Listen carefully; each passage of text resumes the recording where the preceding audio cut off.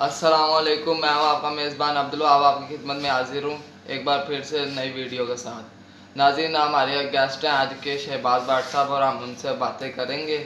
اور کافی سارے انسیڈنٹ ہوئے اگست کے مہینے میں، اور آپ کو پتہ ہی ہے ایک سب سے بڑا انسیڈنٹ ہوا ایک علامہ اقبال پارک میں، یعنی مینار پاکستان میں۔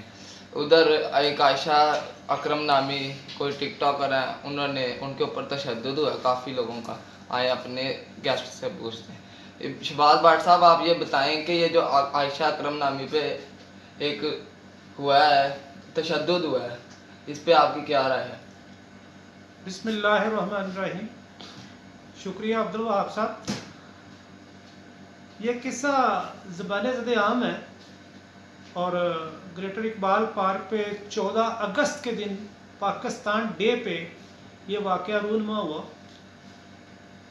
اس کے پس پردہ کیا حقائق ہے، یہ تو جب تحقیقات مکمل ہو جائیں گی تو پھر پتہ چلے گا کہ کیوں پاکستان ڈے پہ پاکستان کے خلاف اس طرح کے واقعات رونما ہو رہے ہیں۔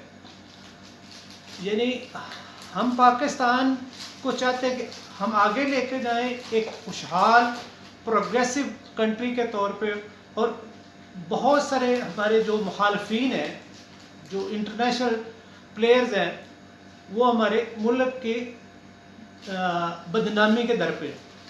اس پوائنٹ آف ویو سے بھی ہمیں اس واقعے کو دیکھنا چاہیے گا اور تحقیقات کرنی چاہیے ہمارے اداروں کو، اور ہو بھی رہی ہے۔ جو انسیڈنٹ ہوا ہے اس میں مختلف آراء ہے۔ جو لوگ کہہ رہے ہیں ان میں آپ کو پتہ ہے ٹی وی پہ سارا کچھ چل رہا ہے۔ اقرار اللہ حسن نے بھی پروگرام کیا، یاسر شامی نے بھی پروگرام کیا، اور دوسرے بھی ہماری حکومت بھی اس واقعے کو ایک اینگل سے تو کم از کم دیکھ رہی ہے، لیکن ہمارے ادارے اور حکومت اس کو کئی جہتوں سے دیکھ رہی ہے۔ ایک جہت تو یہ ہے کہ یہ ملک کی بدنامی کے لیے بھی ایسے واقعات رونما ہوتے ہیں، تو دیکھنا ہے کہ پاکستان ڈے پہ یہ ایسا واقعہ کیوں رونما ہوا۔ تو اس میں ایک پہلو جو ہم زیر غور رکھیں گے اور سمجھنے کی کوشش کریں گے کہ یہ کسی کی چال تو نہیں ہے دشمن ملک کی، یا اپنے اندر سے بہت سے لوگ استعمال ہو جاتے ہیں۔ تو یہ چھوٹے چھوٹے جو گروپس ہیں یہ بڑی جلدی یوز بھی ہو جاتے ہیں۔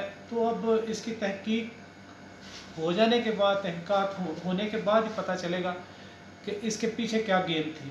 بظاہر تو یہ ہے کہ ایک عائشہ اکرم نامی خاتون ہے، اس نے گریٹر اقبال پارک پہ آ کے ٹک ٹاکر ہے، اور اس نے اپنے معاونین سے، ساتھیوں کے ساتھ جو ٹک ٹاکر ہیں ان کے ساتھ وہ گریٹر اقبال پارک آئی اور اس نے ویڈیو بنائی، اور اس ویڈیوز بنانے کے دوران یہ واقعہ پیش آیا۔ اصل حقائق ابھی تک یعنی قوم کے سامنے نہیں آئے۔ انہوں نے 400 بندے کے اوپر مقدمہ درج کرایا، 100 کم از کم اس میں سے گرفتار ہو گئے ہیں۔ تو آپ کا کیا ہے، یہ ٹھیک ہے انہوں نے جو کرایا کہ یہ خود کیا گیا ہے؟ اصل میں عبدالوہاب صاحب، یہ ٹھیک ہے کہ اگر کوئی واقعہ رونما ہو اس میں ایکشن تو لینا پڑے گا۔ انہوں نے پہلے نمبر پہ تو جو پولیس افسران ہیں ان میں 2 افسران کی معطلی کی ہے، یا انہیں ٹرانسفر کر دیا وہاں سے۔ اس کے ساتھ ساتھ وہ میں نے جیسے آپ پہلے عرض کیا کہ وہ دوسرے پہلوؤں پہ بھی غور کر رہے ہیں اور گرفتاریاں بھی کر رہے ہیں، اور یعنی کہ انویسٹیگیشن شروع ہے، تحقیق شروع ہے۔ اب جب بہت سارے لوگ جو پکڑے گئے ہیں، ان میں اصل جو اس وقت موقع پہ موجود تھے وہ بھی ہوں گے، اور وہ لوگ بھی ہوں گے جو موقع پہ موجود نہیں ہیں، یہ گرفتاریاں ہو جایا کرتی۔ تو جب تک یہ پروسیس چلتا رہے گا، جتنے دن بھی لگیں گے، اس کے بعد پتہ چلے گا کہ اصل بات کیا تھی، اس کی تہ میں کیا تھا۔ کیونکہ 14 اگست کو یہ واقعہ رونما ہوا۔ 14 اگست کی رات، 15 اگست پورا دن، 16 اگست تک اس واقعے کی کوئی رپورٹنگ، کوئی FIR یا کوئی چیز منظر عام پر نہیں ہوئی۔ 17 اگست کو جا کے یہ واقعہ رونما ہوا، یعنی کہ منظر عام پہ آیا، ٹی وی پہ اس کو۔ تو آپ کو نہیں لگتا کہ یہ اب اتنا بڑا انسیڈنٹ ہو گیا، اس کے بعد یہ ٹک ٹاک پہ بین لگا دینا چاہیے؟ नहीं, ऐसा नहीं है। ये जो टिक टॉक है, या सोशल मीडिया, या हमारा प्रिंट मीडिया, या इलेक्ट्रॉनिक मीडिया, इसको कंट्रोल करने की मेरा ख्याल नहीं है कि कोशिश की जाए और इससे बेहतरी आएगी। हाँ, किसी हद तक इनके जो हदूद हैं उनको मुतय्यन किया जा सकता है, लेकिन मुकम्मल बैन लगाने से कोई फ़ायदा नहीं होगा। इसका एक पहलू अब्दुल वहाब साहब कोई भी नहीं समझता कि आयशा अकरम एक खातून है, और इसके अलावा भी वो टीवी पे देखे और भी एक वाक़या चल रहा है, 2 ख़वातीन जा रही हैं चांदगाड़ी जी पर, जी उसमें जी। ये हमारा माहौल है, पाकिस्तान का एनवायरनमेंट है।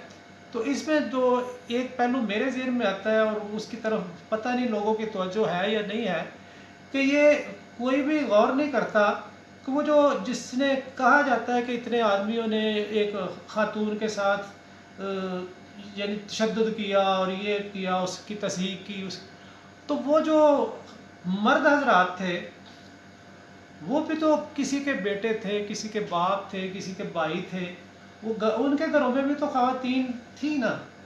तो इसका मतलब है कि एक पहलू को हम बहसीत मुआशरा कभी भी सामने नहीं रखते। हम ये कहते हैं कि मुआशरे का ये आलमी है, ये ऐसा होता है, लेकिन ये पहलू नहीं गौर करते कि वो माएँ जिनके वो बेटे हैं, उनमें हम लोग खुद भी शामिल हैं, कि हमने अपने बच्चों की तरबियत क्यों नहीं की ऐसी कि जैसे माँ कहे कि बेटा जैसे मैं तुम्हारे लिए मोहतरम हूँ, जैसे तुम्हारी बहन तुम्हारे लिए मोहतरम है, इसी तरह दूसरी ख़वातीन भी तुम्हारे लिए मोहतरम है, उनका एहतराम किया जाना चाहिए। और हमारा इस्लाम तो हमें ये सिखलाता है कि एक अकेली औरत भी पूरे मुल्क में कहीं भी अकेली सफ़र करे तो उसमें उसे कोई और डर खौफ ना हो। ये भी अंदाजे से ये भी कहा जा रहा है कि 12 लड़के थे, नौजवान थे, और उनमें वो अकेली थी। ये भी क्या ठीक है आपके लिहाज से?